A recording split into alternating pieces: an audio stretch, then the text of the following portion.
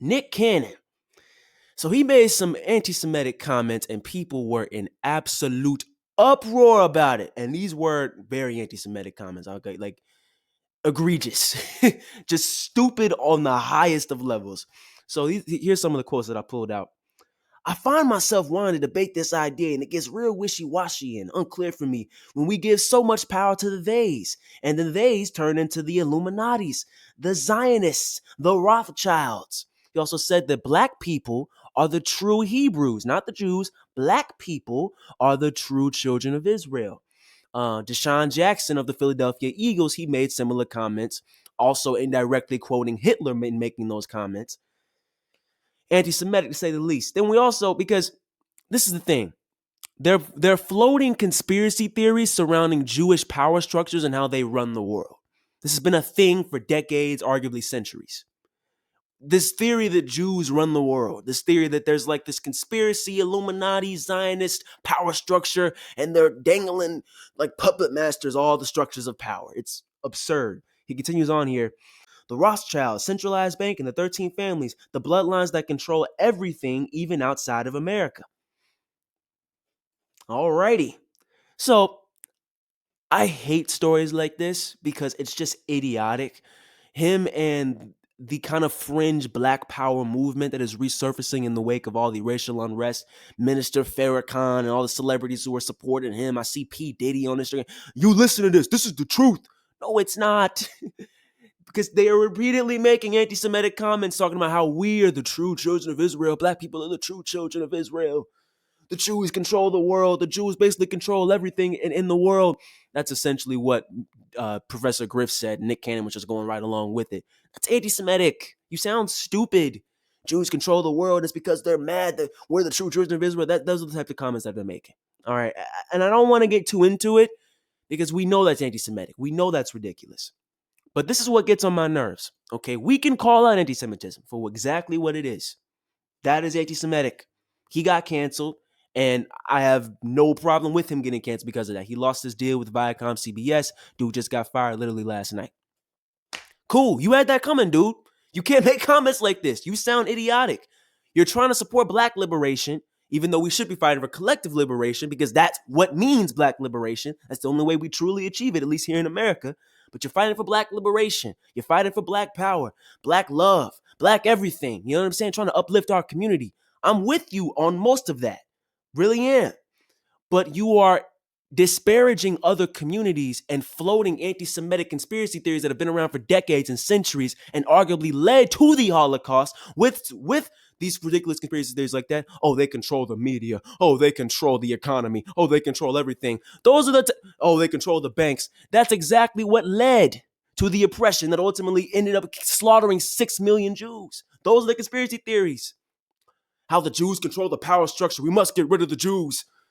That's the type of thinking. But then he's like, no. So look.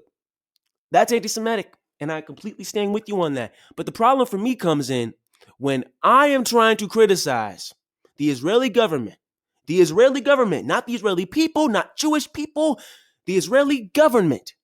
And I'm saying I support BDS. I support boycotting and divesting from the Israeli government and arguably from the nation of Israel itself until we can force the government's hand to stop their targeted regime of oppression against the Palestinian people. This genocide of the Palestinian people, where they've literally orchestrated a blockade of the Gaza Strip, right? Where they're not allowed to conduct an actual full-scale economy in the Gaza Strip. That's led to youth unemployment of a scale you can't even fathom. That's led to a poverty crisis of a scale you can't even imagine. They're bombing schools. They're bombing hospitals. IDF forces are supporting these settlements that are reaching far into the West Bank, reaching beyond the borders that were originally established.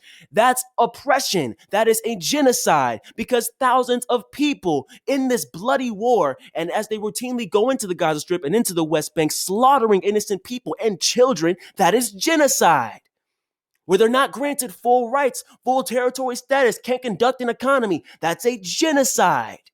That is oppression. That is wrong. That is anti-peace. And anytime they try to bring some type of solution to the table, Israel shoots it down. And you can call that whatever you want.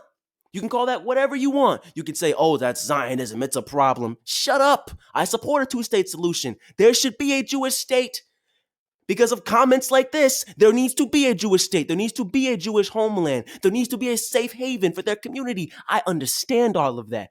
But that does not mean that because we need a safe haven for the Jewish people and for the Jewish community and for it to have a state of Israel, that does not give them the right to slaughter an entire race of people who have been living there for centuries. You sound absurd when you say comments like that. And me calling that out is not anti-Semitic. That makes me pro-peace. And if you were truly pro-peace, you would be demanding that the American government divest and boycott and stop supporting this ridiculous oppression and this regime of genocide against the Palestinian people. They are literally using American weapons and American dollars to bomb schools, bomb hospitals, bomb power plants, and destroy infrastructure, destroy their way of life, destroy families, destroy communities. That is what Israel is doing with our weapons and our money. That is absurd, and me calling that out is not anti-Semitic. But people get canceled whenever they even allude to that, supporting BDS, supporting peace. I don't even know what else to say. Supporting peace, supporting a two-state solution, trying to call out Israel for their oppression and their genocide. Whenever you use those terms, oh my God, you get canceled, schmanceled, canceled. It's absurd. I'm sick of that type of stuff. You call out anti-Semitism for what it is. What Nick Cannon did is anti-Semitic, and it makes him disgusting for that. I completely support his canceling for that. What I don't support is me getting canceled for calling out a government. I'm a hippie, dude. I got all love for everybody. And I know damn well the Jews are not on a monolith. And there are plenty of people, even my Jewish friends, who completely stand by me and me calling out the Israeli oppression. So I don't want to talk about, oh, I'm anti-Semitic. Shut up. Shut up. It's absurd, dude. That's the point that I wanted to make today, man. All right. And y'all can take it or leave it. But you call out anti-Semitism for what it is. Nick Cannon, Minister Farrakhan, P. Diddy, Deshaun Jackson, all these black power wokeists now coming out and talking about stuff like this. That's anti-Semitic. Me calling out Israeli oppression, nowhere near. And there's a huge caveat there.